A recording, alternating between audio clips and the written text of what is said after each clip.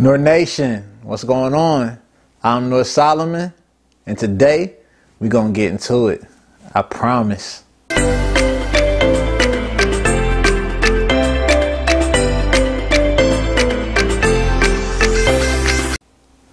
before we do that, man, just make sure y'all go ahead and purchase my new Mastermind book on Amazon now.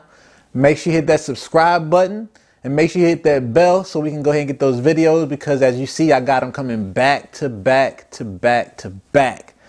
Also, I'm running the 500 subscriber giveaway. As soon as I hit that 500 subscriber mark, I'm going to go ahead and give away a copy of my new book, Mastermind, as well as a $50 gift card. The way you actually qualify is all you got to do is go to the bottom in the comment section and make sure that you type in Noor Nation and make sure you put your email beside it, and I'll go ahead and add you to that list. But once again, I appreciate you guys tuning in, because today we're going to talk about something that I actually have been recognizing through others around me throughout this week, and that is complaining. Why do we complain? And I actually had to think about it myself, because, you know, everything doesn't always go right for me or the way I wanted it to go, you know, and obviously I know that for everybody else out there, it doesn't always go the way you plan either. But when you ever notice somebody around you that just seems to always complain,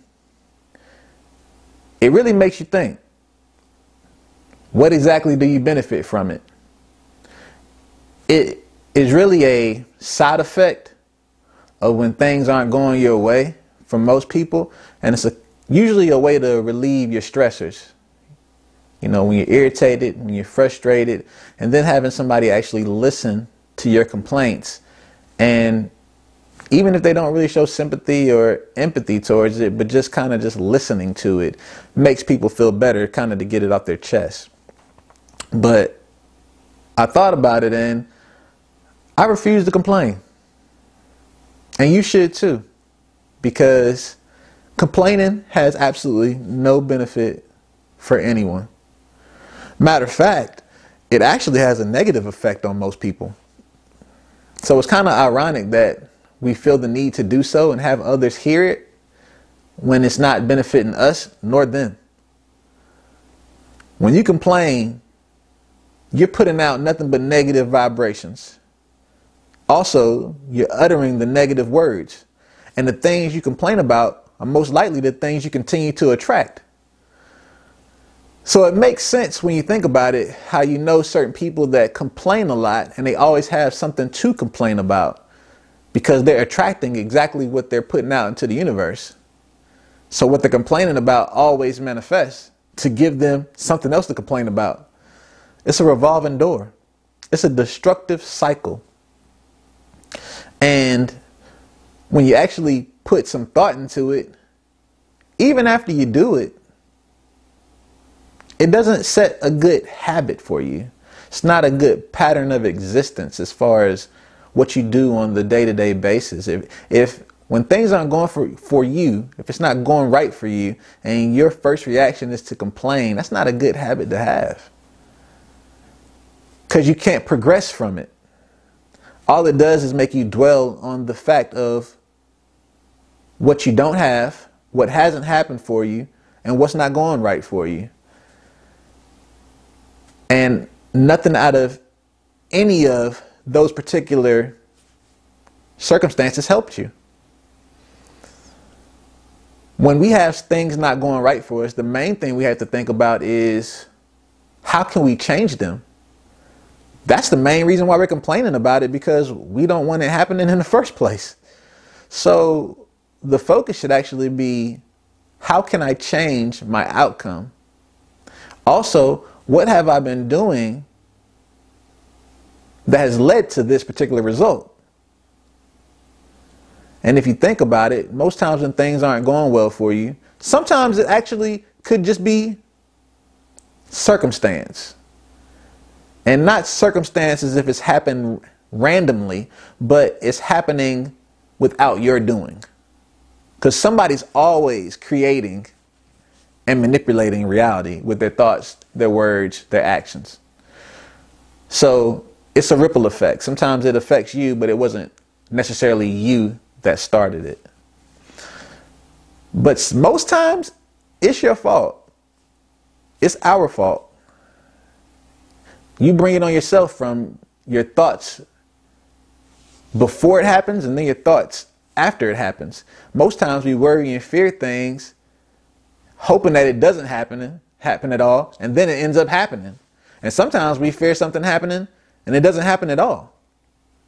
But the fact that you put that vibration out there, it makes it more likely to have a negative impact on you. So when things aren't going your way, it's only natural to think about it. It's only natural for you to think, dang, I don't like the fact that that happened. Why it always have to happen like this? What's wrong with me? What's going on? Why is it happening to me? Those are normal thoughts. It's normal reactions. But keep it to yourself. Keep it in your mind. And find ways to delve into that particular thought process and figure out how do you change it. And then think about something positive out of the situation, something you can learn from it. But keep it to yourself. And then get it out your mind. Release it. Let it go. And move on. Think about what it possibly could be in a positive manner.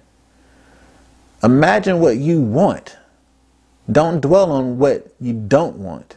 Don't dwell on what you don't have. And don't dwell on what hasn't happened for you yet. Only think about what you want. Only focus on it. Because that soon will become your reality. Also, like I said, keep it to yourself. Don't speak to it. Don't speak about any of it to anybody. Because you'll be amazed of the effect that you have on others. And they might not have the same knowledge or insight that you have. And you can bring down their vibrations and affect them in a way that they don't want to. They don't want to be. And that would be your fault. That would be your cause affecting them. So just be careful. Be mindful. And just stay positive, because at the end of the day, negativity breeds nothing but negativity. And it never helps you. Once again, thanks for tuning in. I'm Noor Solomon from We Are Masterminds, and we believe in you.